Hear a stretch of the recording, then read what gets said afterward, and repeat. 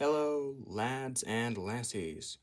Welcome to Bagpipes and Broadcloth, the Revolutionary War reenacting channel. Today I'm going to be showing you some basic stitches for reenacting. I'm going to be using some muslin scraps, large-eyed needle, and some large linen thread.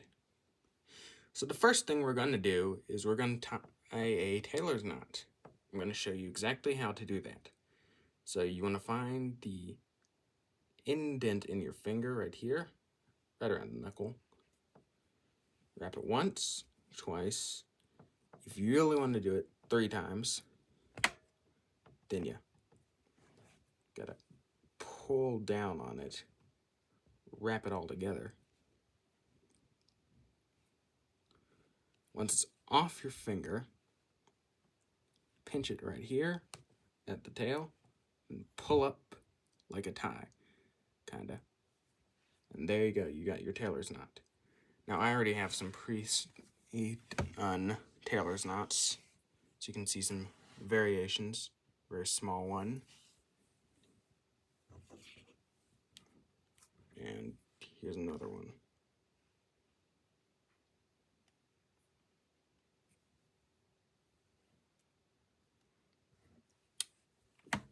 So once you got your tailor's knot, you're going to want to thread it through your needle. With thread this large, the needle threader isn't really necessary and also will not really work. So we just thread our needle through the head with our stuff. We might have to suck on it a little bit just to get it to that nice fine point. There you go. Once you got it through,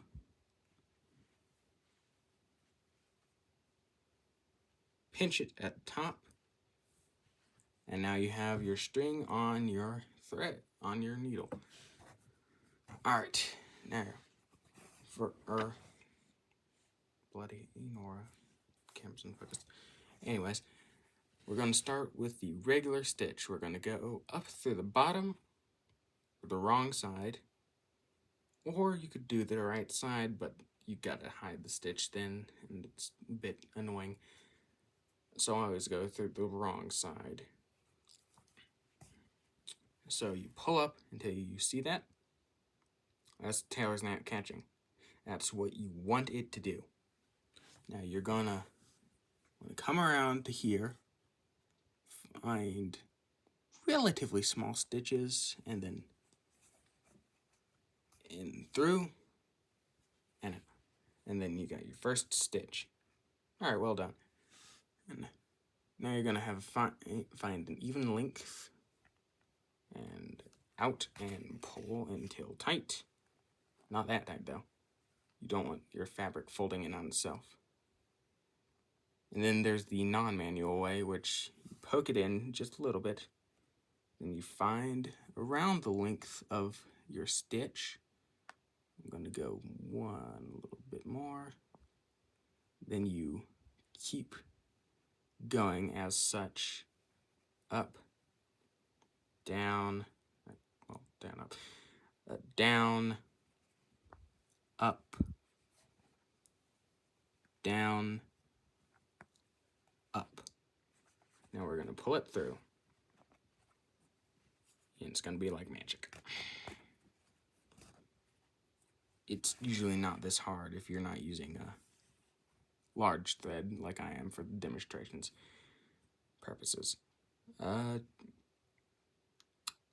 Might have failed with these last two, but nothing's ever perfect when you're hand stitching.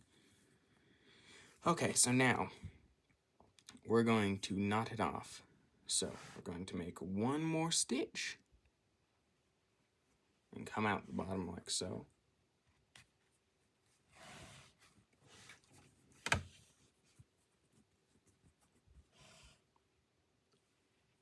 It's a bit hard to stitch on camera, so you should have a more straight stitch than I do. Now we're going to come back out, kind of like a backstitch, which is a technique I'm going to teach you in a minute. So we're going to come back in and push up through here, around to the back, and pull her through. Tighten it up. One more time. In through the hole. Pull through. Not until you get tight though. Now you push it through behind here. And then you flip it around. Whoop-de-doo.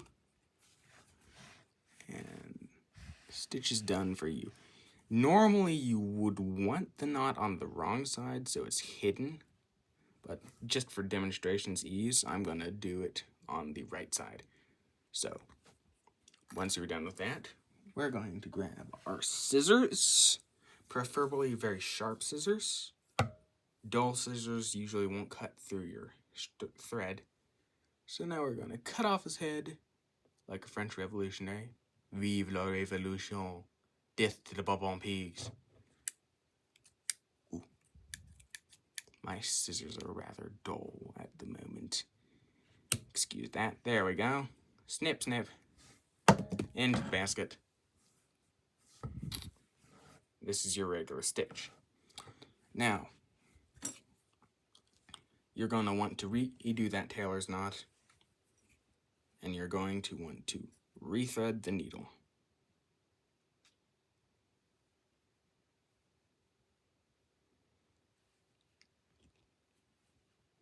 Remember, always shorten your tail as you get further along in the stitch. Gives you more thread to work with. And also, if you have too long a tail, it can get caught up and completely tie up your stitch. So now we're going to go to our next most common stitch. That's going to be our whip stitch. So we're going to come in through the wrong side right here. Come out the right side. Pull it all the way until that tailor's knot catches. Now we're going to go up and over, around, back to the back side in a relatively straight line. Push it out. Pull it through that knot.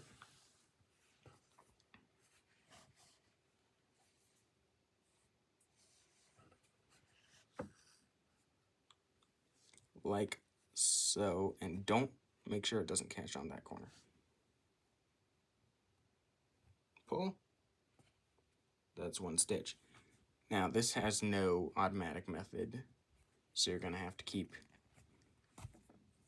going down. This is a really great way for you to tie off seams like on the inside and tie two pieces of fabric together into one big piece. This is good for coats, and generally you want, like with the British forage cap, you can put your facing flap on with this, and that's what's generally recommended. So now we're going to keep going down until we decide it's good enough. I'm just going to do 4 or 5.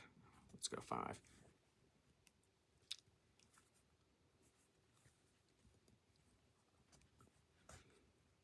And now we're going to tie it off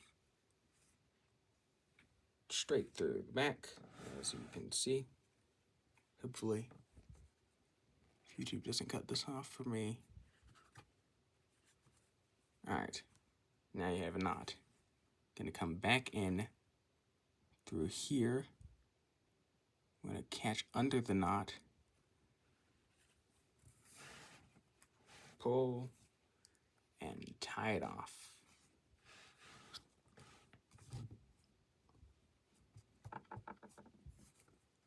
There you go. Snip off your excess thread.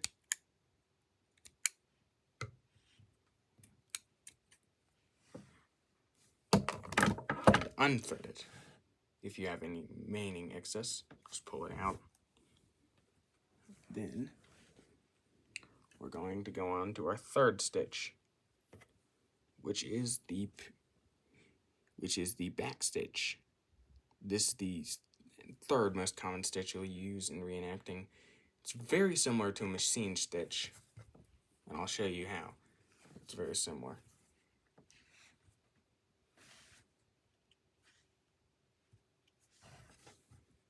Alright, so we're going to come in through the bottom, just like our regular stitch.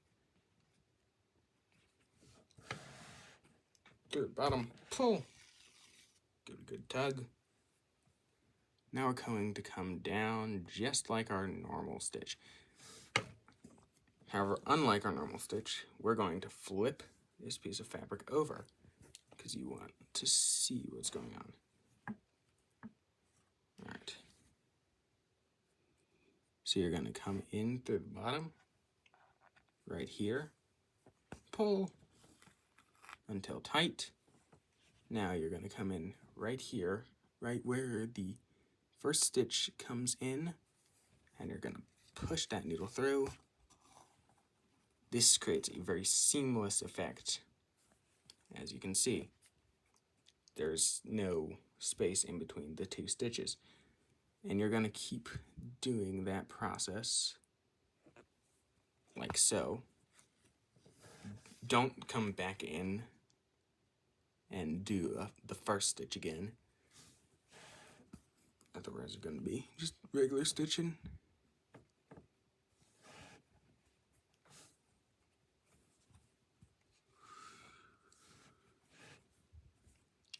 And we're going to go to 4.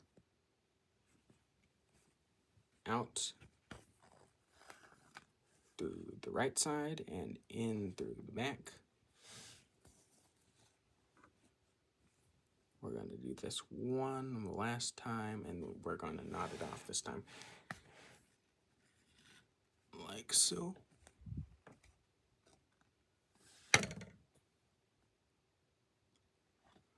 We're going to push in. Going to come out in a different spot. Go through the back. Pull tight.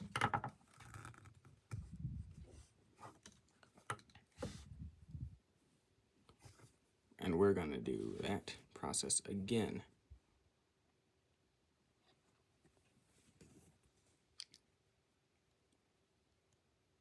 In through the back.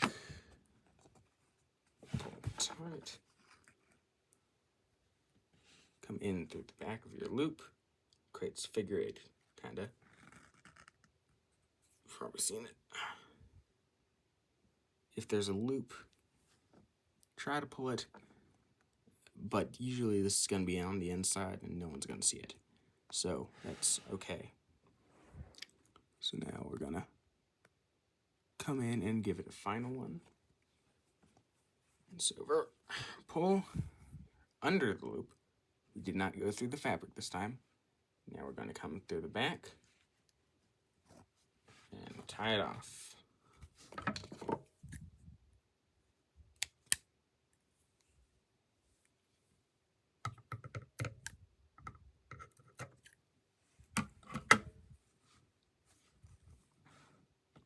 As you can see, it's very similar to what the modern machine stitch does, where it's just down, up, down, up, down, up, down, up.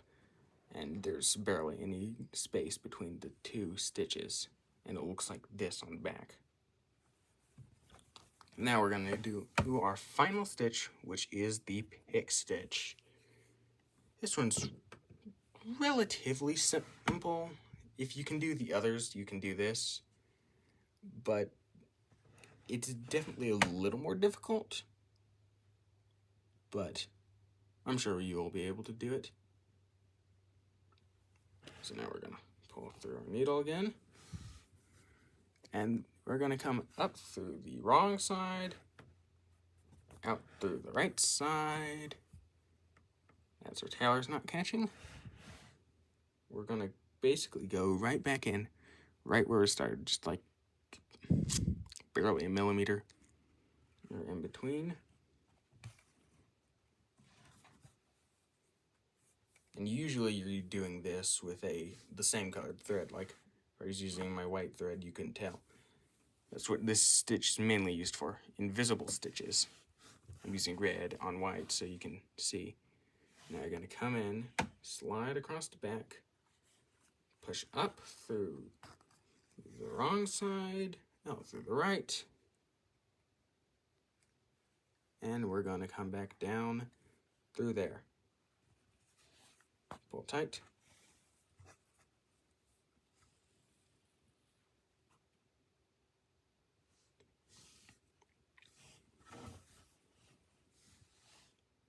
Now you have 2 pick stitches. We're going to go to 3 because this takes a little longer. Usually you're going for much wider distances with pick stitch. In certain cases, like if you're doing the front of your regimental flap on your British or King's Aligned forces, your fatigue cap, it's going to look kind of like a pierogi or an empanada. It's funny. Yeah, it makes me hungry. Anyways, now we're going to come in for final stitch, but we're going to knot this one. So we're going to pull back a little on our thread so we have enough to knot, pick stitch, and we're going to flip over, pull through, and through the back, and then we're going to pull tight. Thus we have a knot. We're going to do what we normally do, except we're not going to do another stitch. We're just going to come in through the bottom of the loop of our knot.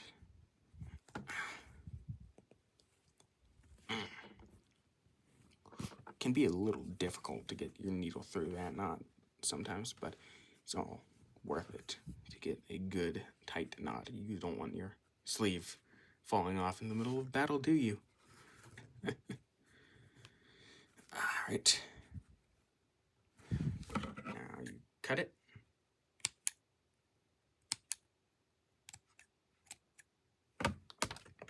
It's usually easier to cut if you're using unwaxed thread that you wax yourself.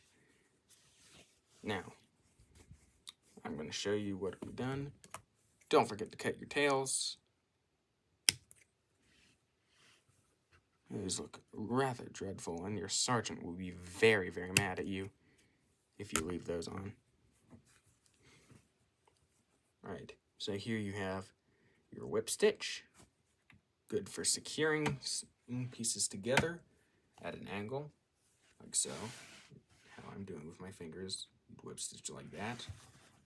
Securing 2 pieces flatly together, you'd use either your regular stitch or your backstitch, and then securing a piece with stitches that you don't want anyone to see on one side, you'd use your little pick stitch. But of course, always follow your company or regiment's guidelines on these things.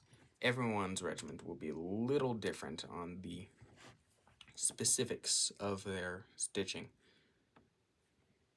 With that, I hope you had a good learning experience with this, and I hope I have helped with your reenacting journey. Thank you for watching Bagpipes and Broadcloth.